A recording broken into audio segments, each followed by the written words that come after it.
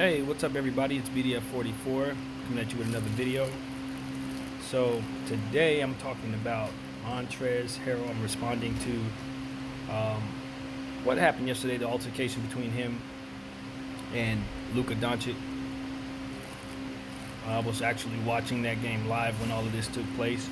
So yeah, it was kind of interesting to me how that all played out. But I'm here to react to it, so that's what I'm gonna do. It was a play where, more or less, Doncic had gotten a foul called against him, an offensive foul, and Trez was the one who had gotten who did receive the call in his favor, and Doncic didn't appreciate it. You know how the NBA is. He's considered the guy flopping, so he got up screaming, why, something along the lines of, you need to stop flopping, or something like that. Like you could hear him mouth toward him. It looked like he said, why are you always flopping, or you need to stop flopping, or something along the lines of that. Trez told him to watch his mouth. I was able to see Trez mouth that to him. And then from there it just went left. Somewhere in that situation, and I didn't see this, but this is what's going on. Trez mouthed off to him and said the words, bitch ass white boy. And it's really one of those situations where you're obviously in this era where you're a black man, you really are going to get a little more energy towards you, or even a lot more energy towards you, for saying something like that, because of the awareness being raised on the behalf of your people, and what what we're basically standing for, and hoping that we can see some change in regards to.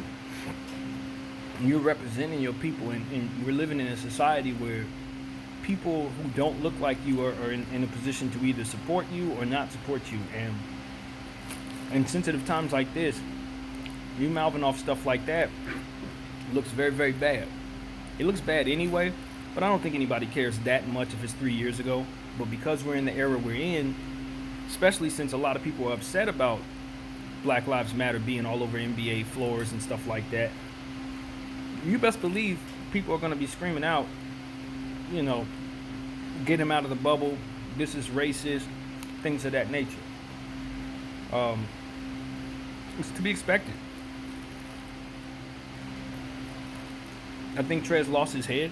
I know he went through a recent loss. I think he lost his grandmother very recently. He's in the bubble dealing with that. So I don't think his head was where it needed to be to kind of deal with certain altercations, things like that. He's already wired a certain way anyway. So I felt like he was overreacting completely before he even mouthed any of that. You told the man to watch his mouth when all he said is, why you flopping?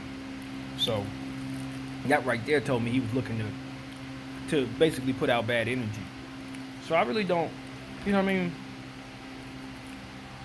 in a time where people are just not going to look at things the same way. The attention that African Americans are getting with Black Lives Matter and the support that we're getting is coveted. There are a lot of people who feel left out.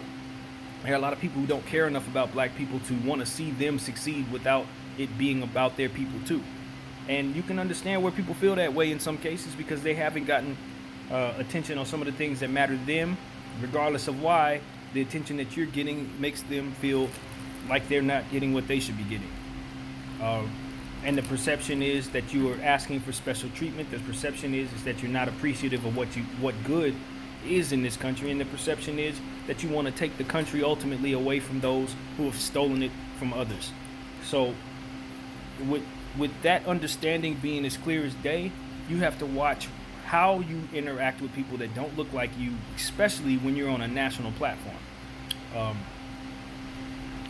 Out in the streets, it would be nice if you don't say those things either, but definitely not when the camera's on you, and definitely not on a basketball floor with Black Lives Matter running around, and definitely not when you got the word equality on the back of your shirt. I believe equality is a beautiful concept, but I don't believe it's obtainable in a country full of people who feel very differently about one another, and a history that far and away outbalances the representative perspectives of different races that both live amongst each other in this country. And it feels like there's a grand majority of people who could care less about Black Lives Matter and are looking for nothing more than to have a reason to tell Black Lives Matter to go to hell. This is one of many reasons why those people have opportunity to do that. And unfortunately, a man like Montrezl Harrell he's going to be the poster child for a lot of individuals who are looking for reasons to not support the cause, regardless if you believe in the phrasing or not. People who are looking to silence those who are fighting for justice for others. So, if you're Montrezl Harrell, you represent these people. You got equality on your back. You got Black Lives Matter on the floor you're running around. Interacting with Luka Doncic, who is not an American, who is not a white person of American heritage. When you speak to Luka Doncic, you're talking to Serbia. You're talking to their entire fan base, their entire country, everybody who's paying attention to them. You're not calling somebody of your own country, people that you have history with, people that you may have grudges with or what have you, derogatory words. It's not what's happening there. You are talking to somebody that's not from your country, who represents a great deal of people that don't really know what's going on here. But what they do see is black people's names being plastered out, especially. And that's a lot of the information that's being given to people all over the world. All they see is you being a hypocrite, asking for equality on your back and spewing hatred out your mouth. And you know that's not going to make people support you, and it's not going to make people support others that look like you. So you just, this is one of those things where, unfortunately, we place so much responsibility on people who are talented just because they are able to garnish fame. And I wouldn't expect anything from anybody, you know what I mean, just off top. They need to prove to me that they're capable of anything before I believe that they are.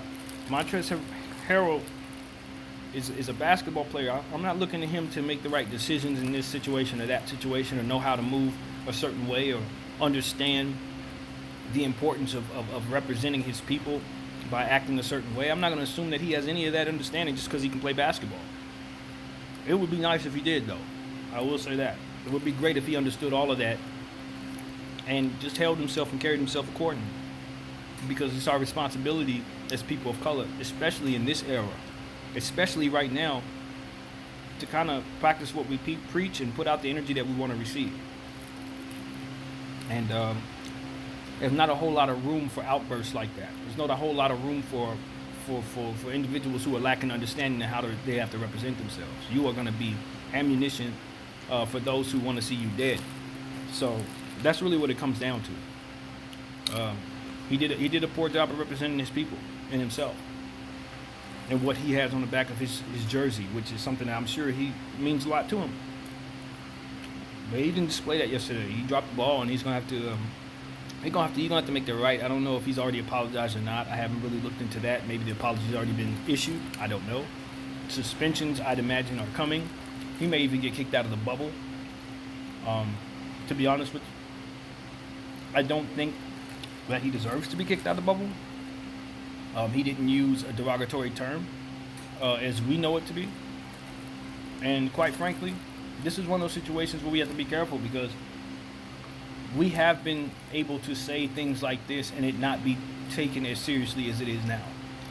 We can run off at the mouth and call somebody a bitch-ass white boy and it not be a problem until today. Well, you know what else it was like that? The N-word. The N-word is a false equivalent, more or less. And I say false because there is no equivalent between the two. But it is the same spirit in which they were able to get away with it for so long. All of a sudden, we were like, nah, we don't want to hear that no more. Now you can't say it. We want to fight you. So if they decide they don't want to hear bitch-ass white boy no more, I mean, they don't take that the same way as they may used to. Or maybe that's looked at differently. It's kind of hypocritical of us to say, well, we still going to say it anyway because you didn't give a shit yesterday. That's kind of how we are about other labels that are upon us. So we need to be very cognizant of that. if we choose to be responsible and not hypocrites. So that's why I kind of, you know, that is why I try to check myself as it pertains to certain words that I say that maybe have been okay to say in the past. The F word in regards to my LGBTQ community, family, that was a word that would come off my mouth so easily in the past. It felt good to say it because it felt like it really degraded a man more than any other word. That's how evil works. It feels powerful when you say it. I'd imagine the N word feels similar for those who hate us, or even those who just may be angry at a black person, because it holds so much power. It can represent the deepest, darkest hate, anger, pain that you have. So it feels good to say if you're angry, but the reality is it don't feel good to receive it. And just because it slips off the tongue so easily, and just because it's so comfortable to say, because it doesn't offend you, does not mean that you won't get your butt whooped over that word. Does not mean that you won't have your entire life picked apart, fired, all kinds of stuff, lose all kinds of deals, whatever you got going on in your world because you said that word.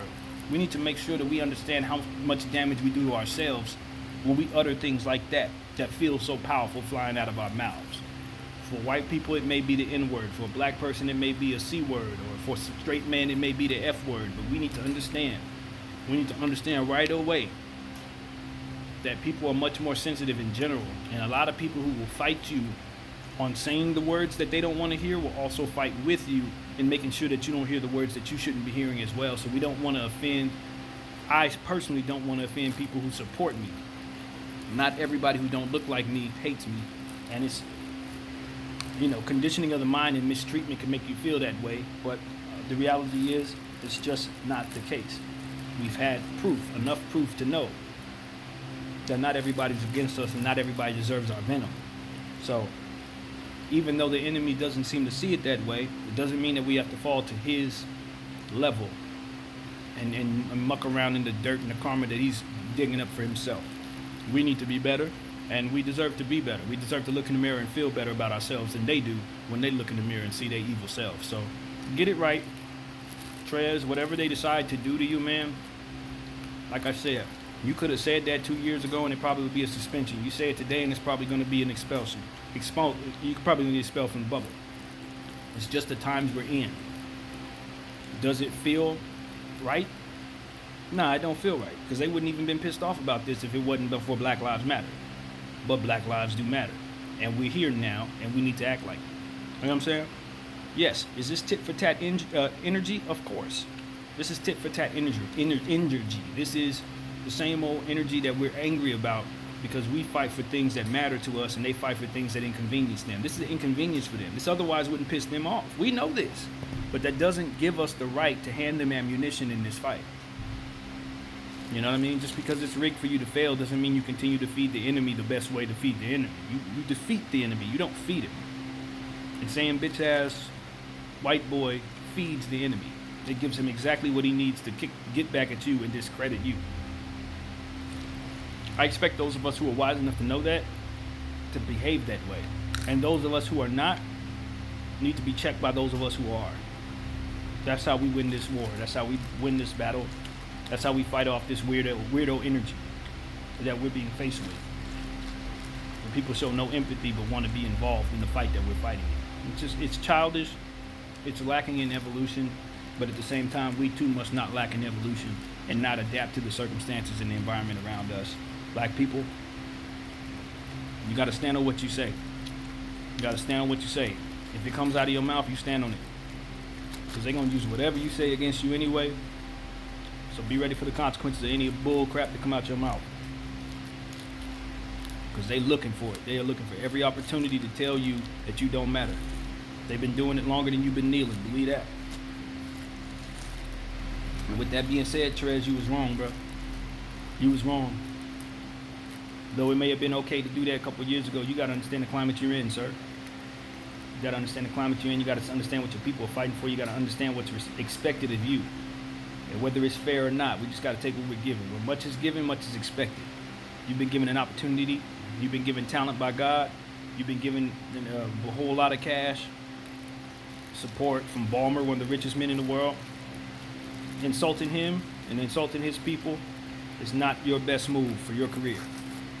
Because when you're talking to Luka Doncic, you're also talking to Steve Ballmer, whether you know it or not. And even though I started this video saying that you weren't talking to him, you weren't directly talking to him, but you best believe he absorbed the offense, as they all are. You put yourself in that position. You put your team in that position. It's a bad look, bro. But at the same time, I know you've been through a lot.